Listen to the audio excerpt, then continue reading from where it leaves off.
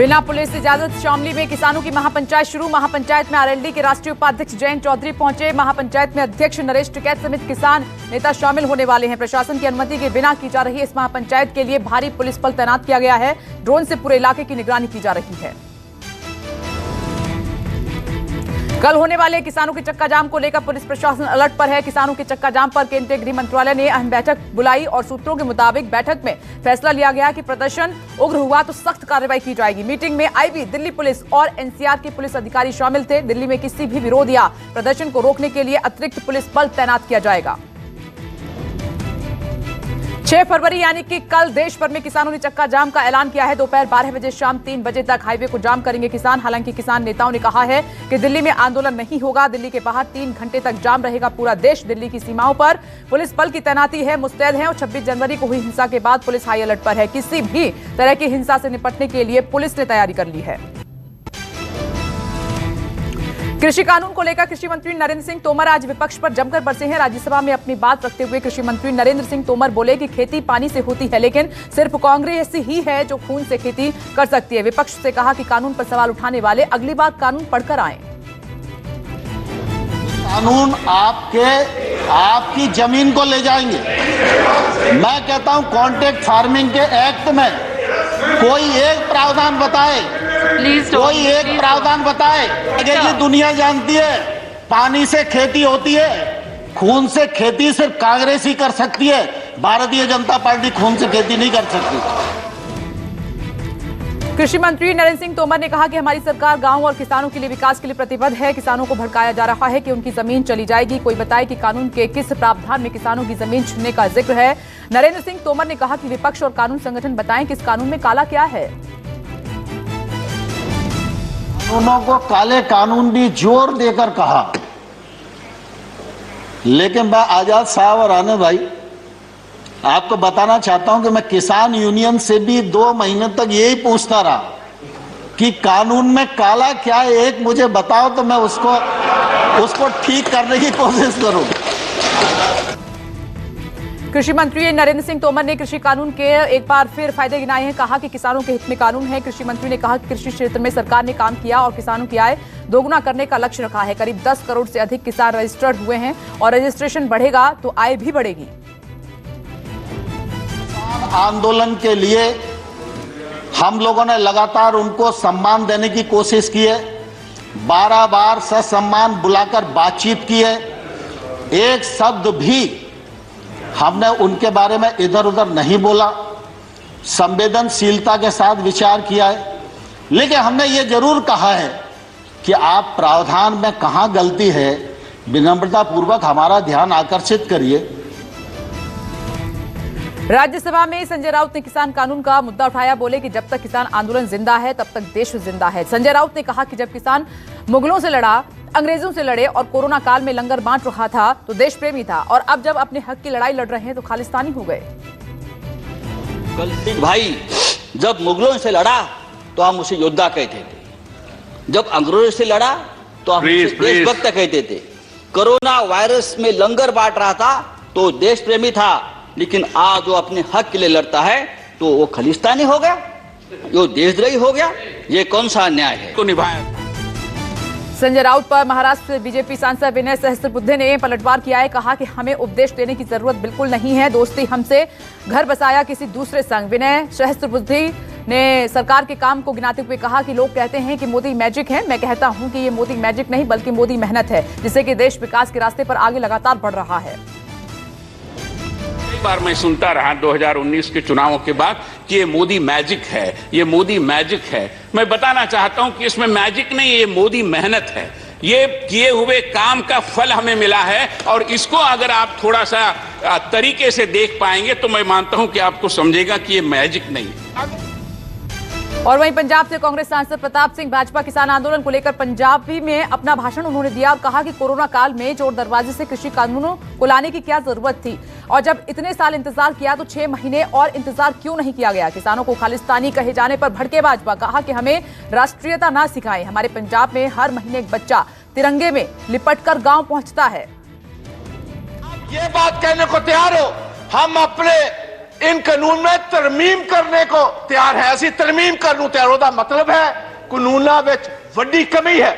आपने खुद कबूल किया इसमें बहुत सारी कमी है। अगर कमी है तो वापस क्यों नहीं लेते? पश्चिम बंगाल में बीजेपी की परिवर्तन रथ यात्रा को प्रशासन ने इजाजत दे दी है। कल बीजेपी अध्यक्ष जेपी नड्डा पहली रथ यात्रा को हरी झंडी दिखाएंगे। बीजेपी राज्य की 5 जगहों पर ऐसी रथ यात्रा शुरू करने जा रही है। जहां जहां से रथ यात्रा निकाली जाएगी वहां से भाजपा को स्थानीय प्रशासन से अनुमति लेनी ही होगी। बीजेपी ने चुनाव आयोग का दरवाजा खटखटाया है। दिलीप घोष के नेतृत्व में बीजेपी का एक डेलीगेशन आज दिल्ली में चुनाव आयोग से मिला और बीजेपी ने आरोप लगाया है कि टीएमसी सरकार प्रचार करने में बाधा डाल रही है। बीजेपी ने राज्य में केंद्रीय बलों की तैनाती की मांग भी की है।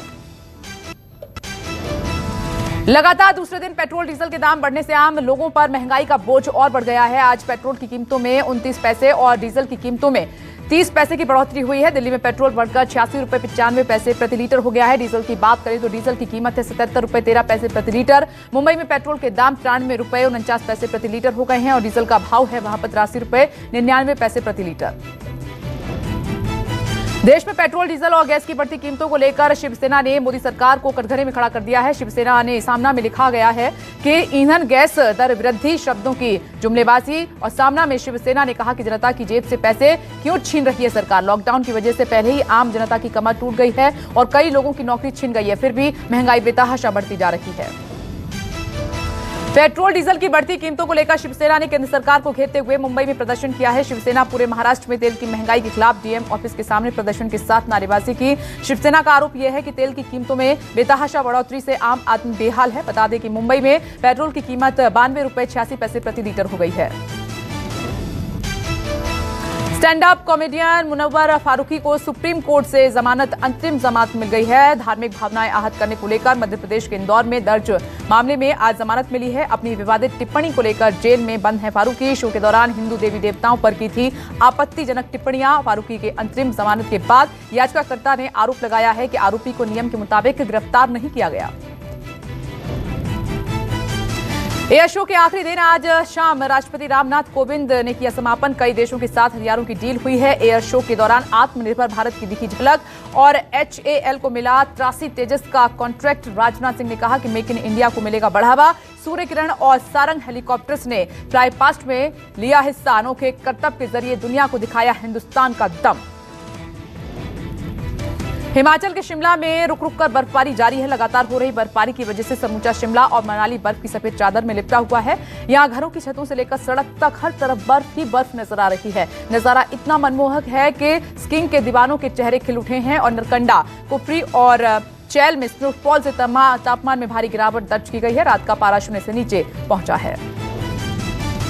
दिल्ली एनसीआर में बारिश के बाद बर्फीली हवाओं ने ठिठुरन काफी बढ़ा दी है। मौसम विभाग के मुताबिक दिल्ली में फिलहाल ठंड से नहीं मिलने वाली है कोई राहत। बर्फीली हवाओं की वजह से आज सुबह दिल्ली का पारा 9 डिग्री सेल्सियस दर्ज किया गया और वहीं उत्तर भारत के कई हिस्सों में कोहरा छाया रहा। विजिबिलिटी कम होने से रफ्तार पर ब्रेक लगा। दिल्ली में 10 महीने बाद आज से खुले 9वीं और 11वीं के स्कूल। कोरोना गाइडलाइंस के पालन के साथ छात्रों को स्कूल में एंट्री मिली है। स्कूल जाने को लेकर बच्चों में खासा उत्साह दिखाई दिया। वहीं स्कूलों में बच्चे और स्कूल का स्टाफ कोरोना गाइडलाइंस का पालन करते हुए दिखाई दिए। स्कूलों में बच्चे मास्क लगाए और हाथों को सैनिटाइज करते हुए दिखाई दिए। दिल्ली में स्कूल दोबारा खुलने के बाद दिल्ली के शिक्षा मंत्री मनीष सिसोदिया ने गांधीनगर के एक स्कूल का दौरा किया और बच्चों के साथ बातचीत भी की। स्कूली बच्चों के साथ बातचीत के दौरान डिप्टी सीएम ने साफ सफाई का जायजा भी लिया और बच्चों के क्लास वर्क का भी मुआयना किया। देश में 24 घंटे में सामने आए 12,408 नए मामले और 120 लोगों की मौत हो गई है। कोरोना के पॉजिटिव मामलों की संख्या 1 करोड़ 8 लाख से ज्यादा हुई है और अब तक 1,54,823 लोगों की मौत हो चुकी है। देश में एक्टिव केस लगातार कम हो रहे हैं और अब सक्रिय मामलों की संख्या 1,51,460 हुई। कोरोना वायरस के लिए अब तक कुल 19 करोड़ 99 लाख लोगों के सैंपल टेस्ट किए जा चुके हैं और 7,15,776 सैंपल कल टेस्ट किए गए। स्वास्थ्य मंत्रालय के मुताबिक अब तक 49.5 लाख लोगों को वैक्सीन लगाई जा चुकी है और स्वास्थ्य कर्मियों के अलावा अब फ्रंट लाइनर्स को भी वैक्सीन लग रही है।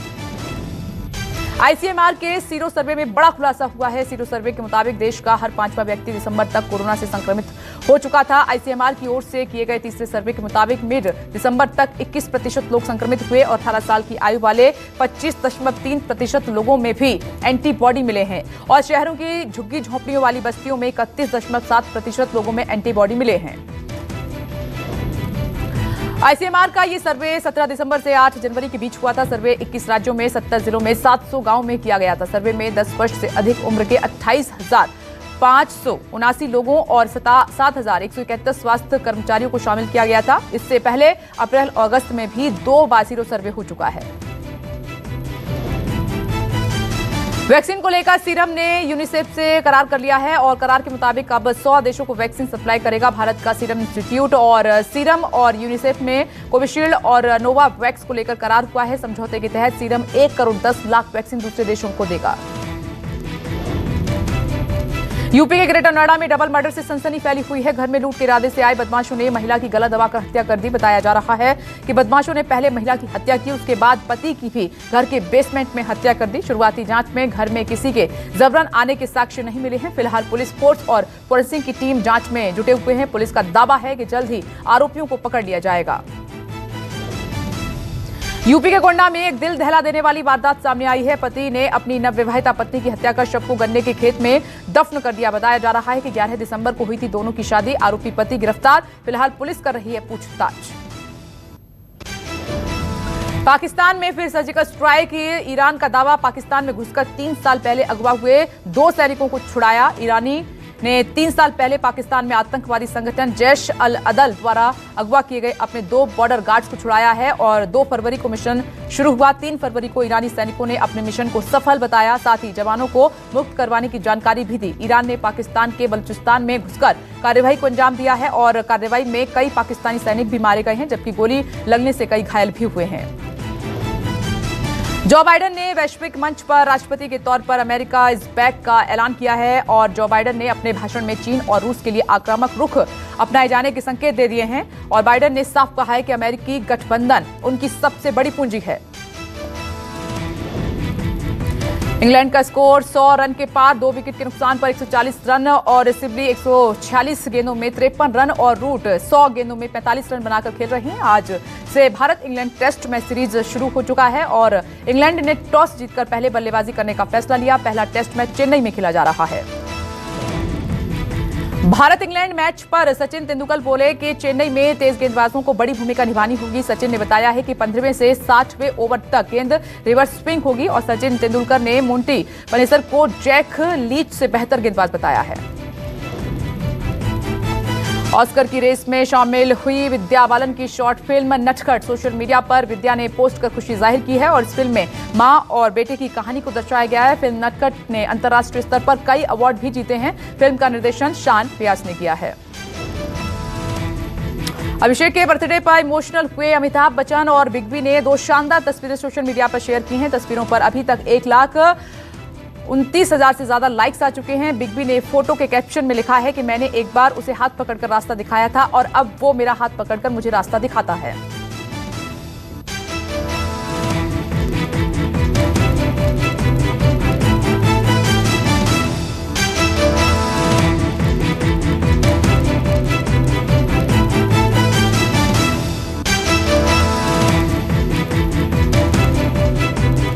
नमस्कार, मैं हूं मानक गुप्ता। अगर आपको हमारा ये वीडियो पसंद आया हो तो इसे लाइक और शेयर जरूर करें और हां, हमें सब्सक्राइब और फॉलो करना ना भूलें ताकि आप देश और दुनिया की कोई खबर मिस ना करें। तो जुड़े रहिए हमारे साथ और देखते रहिए न्यूज़ 24।